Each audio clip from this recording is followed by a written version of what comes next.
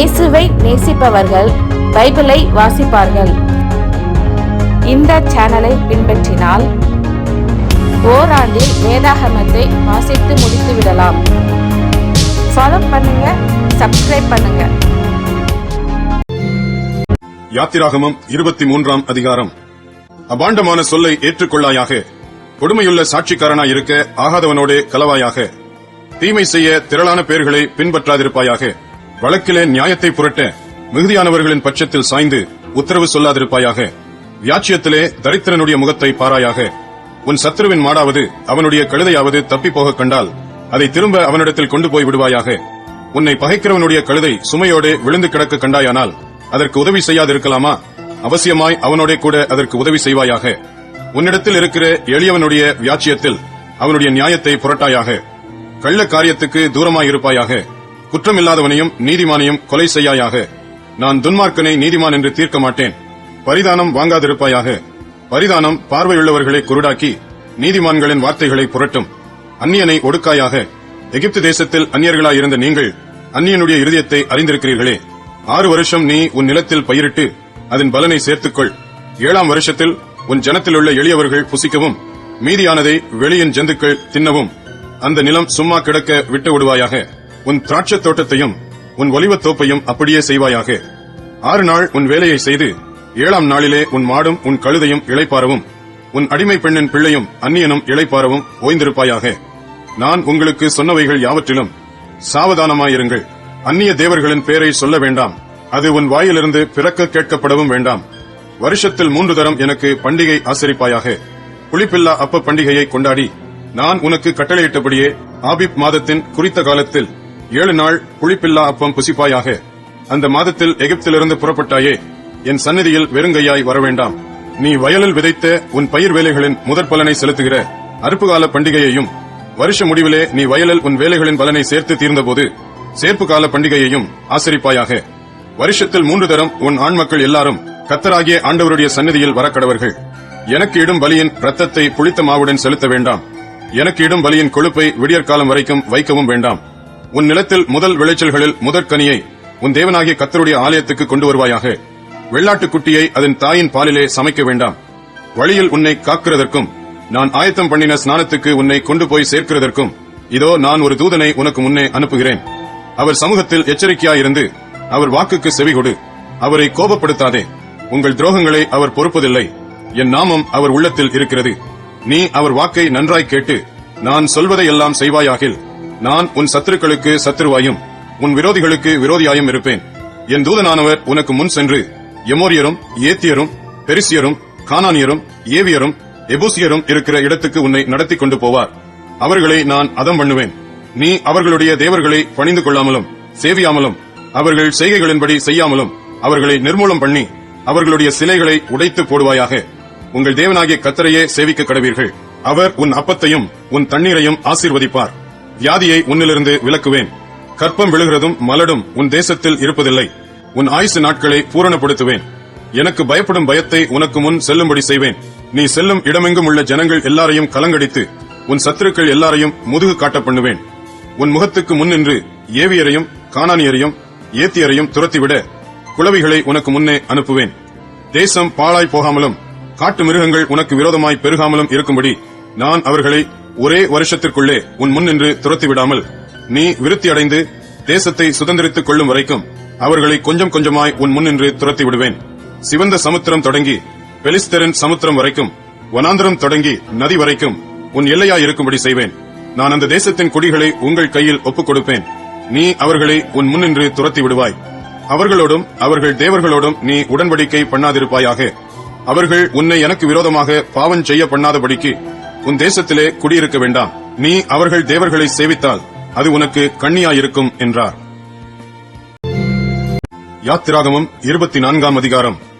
பின்பு அவர் மோசேயை நோக்கி, நீயும் ஆரோனும் நாதாவும் அபியூவும் இஸ்ரவேலின் மூப்பரில் 70 பேரும் கர்த்தரிடத்தில் ஏறி வந்து தூரத்திலிருந்து பணிந்து கொள்ளுங்கள். மோசே மாத்திரம் கர்த்தரிடத்தில் சமீபித்து வரலாம். அவர்கள் சமீபித்து வரலாகாது.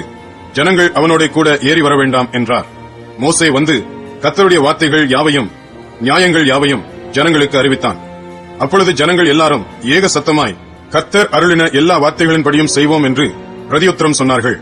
மோசே கர்த்தருடைய வார்த்தைகளை எல்லாம் எழுதி வைத்து அதிகாலமே எழுந்து மலையின் அடியில் ஒரு பலிபீடத்தை கட்டி இஸ்ரவேலுடைய 12 கோத்திரங்களுடைய இலக்கத்தின்படியே 12 தூண்களை நிறுத்தினான். இஸ்ரவேல் புத்திரரின் வாலிபரை அனுப்பினான். அவர்கள் சர்வாங்க தகன பலிகளை செலுத்தி கர்த்தருக்கு சமாதான பலிகளாக காளைகளை பலியிட்டார்கள். அப்பொழுது மோசே அந்த இரத்தத்தில் பாதி எடுத்து பாத்திரங்களில் வார்த்து பாதி இரத்தத்தை பலிபீடத்தின் மேல் தெளித்து உடன்படிக்கையின் புஸ்தகத்தை எடுத்து ஜனங்களின் காது கேட்க வாசித்தான். அவர்கள் கர்த்தர் சொன்னபடியெல்லாம் செய்து கீழ்ப்படிந்து நடப்போம் என்றார்கள். அப்பொழுது மோசே இரத்தத்தை எடுத்து ஜனங்களின் மேல் தெளித்து, இந்த வார்த்தைகள் யாவையும் குறித்து கர்த்தர் உங்களோட பண்ணின உடன்படிக்கையின் இரத்தம் இதுவே என்றான். பின்பு மோசேயும் ஆரோனும் நாதாபும் அபியூவும் இஸ்ரவேலருடைய மூப்பரில் 70 பேரும் ஏறிப்போய் இஸ்ரவேலின் தேவனை தரிசித்தார்கள். அவருடைய பாதத்தின் கீழே நீல கல் இழைத்த வேலைக்கு ஒப்பாகவும் தெளிந்த வானத்தின் பிரபைக்கு ஒப்பாகவும் இருந்தது. அவர் இஸ்ரவேல் புத்திரருடைய அதிபதிகள் மேல் தம்முடைய கையை நீட்டவில்லை. அவர்கள் தேவனை தரிசித்து பின்பு புசித்து குடித்தார்கள். அப்பொழுது கர்த்தர் மோசேயை நோக்கி, நீ மலையின் மேல் என்னிடத்திற்கு ஏறி வந்து அங்கே இரு. நான் உனக்கு கற்பலகைகளையும் நீ அவர்களுக்கு உபதேசிப்பதற்கு நான் எழுதின நியாயப்பிரமாணத்தையும் கற்பனைகளையும் கொடுப்பேன் என்றார். அப்பொழுது மோசே தன் ஊழியக்காரனாகிய யோசுவாவோடே எழுந்து போனான். மோசே தேவ பர்வதத்தில் ஏறி போகையில் அவன் மூப்பரை நோக்கி, நாங்கள் உங்களிடத்தில் திரும்பி வருமட்டும் நீங்கள் இங்கே எங்களுக்காக காத்திருங்கள். ஆரோனும் ஊரும் உங்களிடத்தில் இருக்கிறார்கள். ஒருவனுக்கு யாதொரு காரியம் உண்டானால் அவன் அவர்களிடத்தில் போகலாம் என்றான். மோசே மலையின் மேல் ஏறின போது ஒரு மேகம் மலையை மூடிற்று. கர்த்தருடைய மகிமை சீனாய் மலையின் மேல் தங்கியிருந்தது. மேகம் 6 நாள் அதை மூடியிருந்தது. 7ஆம் நாளில் அவர் மேகத்தின் நடுவிலிருந்து மோசேயை கூப்பிட்டார். மலையின் கொடுமுடியிலே கர்த்தருடைய மகிமையின் காட்சி இஸ்ரவேல் புத்திரருடைய கண்களுக்கு பட்சிக்கிற அக்கினியைப் போல் இருந்தது.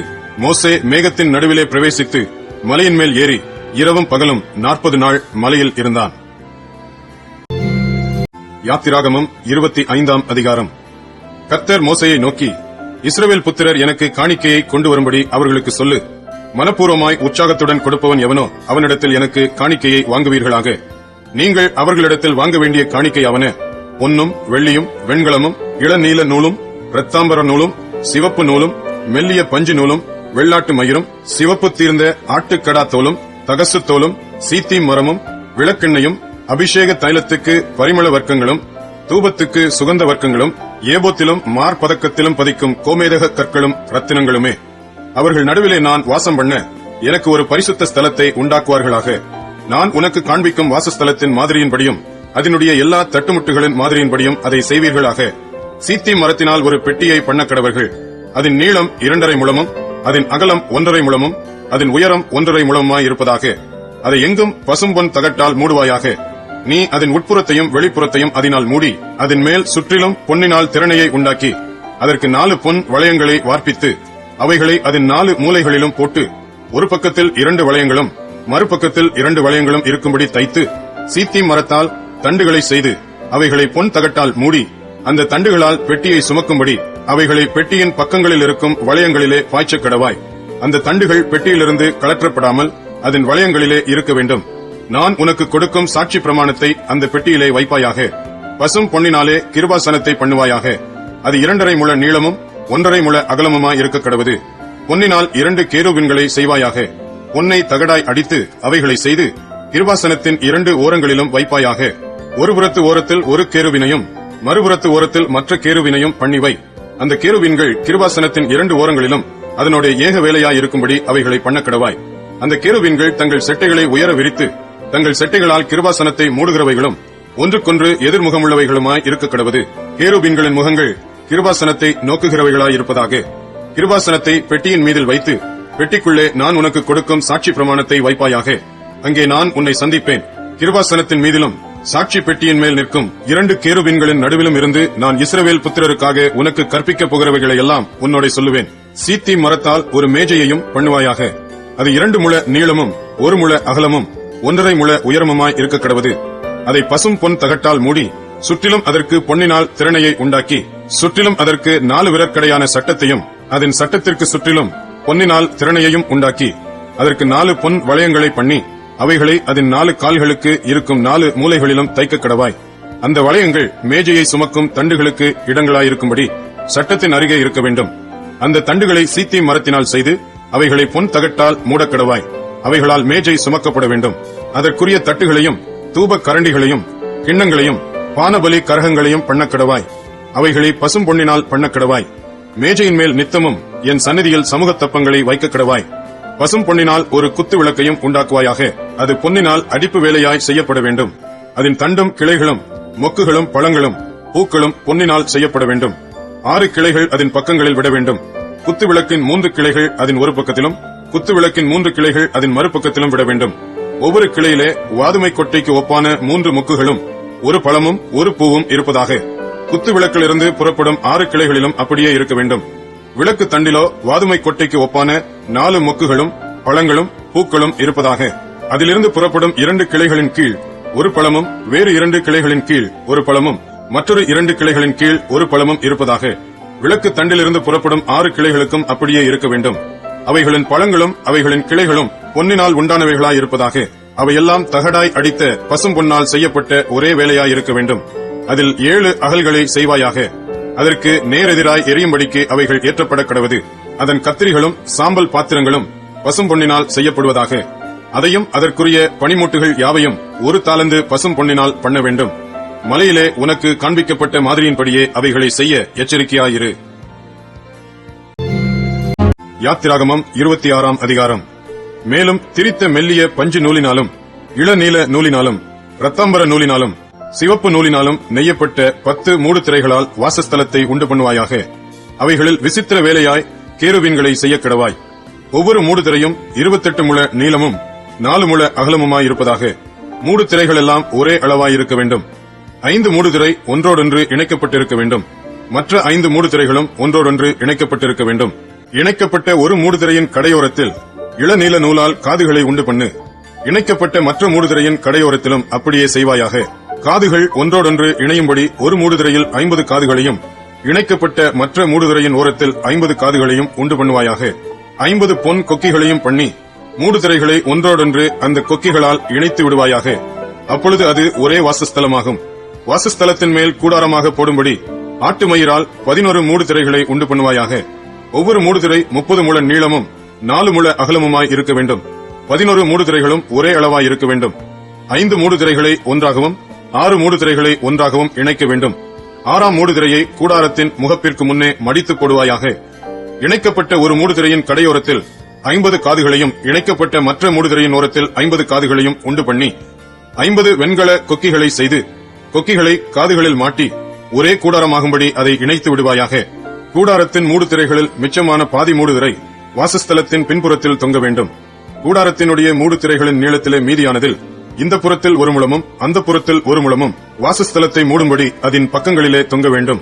சிவப்பு தீர்ந்த ஆட்டுக்கடா தோலினால் கூடாரத்திற்கு ஒரு மூடியையும் அதன் மேல் தகசு தோலால் ஒரு மூடியையும் உண்டு பண்ணுவாயாக. வாசஸ்தலத்துக்கு நிமிர்ந்து நிற்கும் பலகைகளையும் சீத்தி மரத்தால் உண்டு பண்ணுவாயாக. ஒவ்வொரு பலகையும் 10 முழ நீளமும் 1.5 முழ அகலமுமாய் இருக்க வேண்டும்.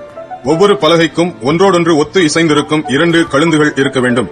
வாசஸ்தலத்தின் பலகைகளுக்கெல்லாம் இப்படியே செய்வாயாக. வாசஸ்தலத்துக்காக செய்யப்படுகிற பலகைகளில் 20 பலகை தெற்கே தென் திசைக்கு எதிராக நிற்க கடவது. அந்த 20 பலகைகளின் கீழே வைக்கும் 40 வெள்ளி பாதங்களை உண்டு பண்ணுவாயாக. ஒரு பலகையின் கீழ் அதன் 2 கழுந்துகளுக்கும் 2 பாதங்களும் மற்ற பலகையின் கீழ் அதன் 2 கழுந்துகளுக்கும் 2 பாதங்களும் இருக்க வேண்டும். வாசஸ்தலத்தின் மறுபக்கமாகிய வடபுறத்திலும் 20 பலகைகளையும் அவைகளின் கீழ் 40 வெள்ளி பாதங்களையும் உண்டு பண்ணுவாயாக. ஒரு பலகையின் கீழ் 2 பாதங்களும் மற்ற பலகையின் கீழ் 2 பாதங்களும் இருக்க வேண்டும். வாசஸ்தலத்தின் மேற்புறத்திற்கு 6 பலகைகளையும் வாசஸ்தலத்தின் இரு பக்கத்திலும் உள்ள மூலைகளுக்கு 2 பலகைகளையும் உண்டு பண்ணுவாயாக. அவைகள் கீழே இசைக்கப்பட்டிருக்க வேண்டும்.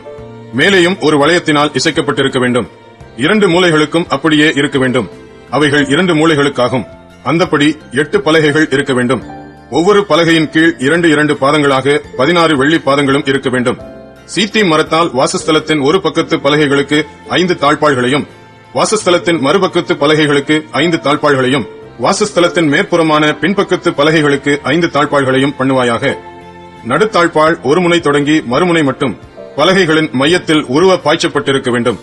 பலகைகளை பொன் தகட்டால் மூடி தாழ்பாள்களின் இடங்களாகிய அவைகளின் வளையங்களை பொன்னினால் பண்ணி தாழ்பாள்களை பொன் தகட்டால் மூடக்கடவாய்.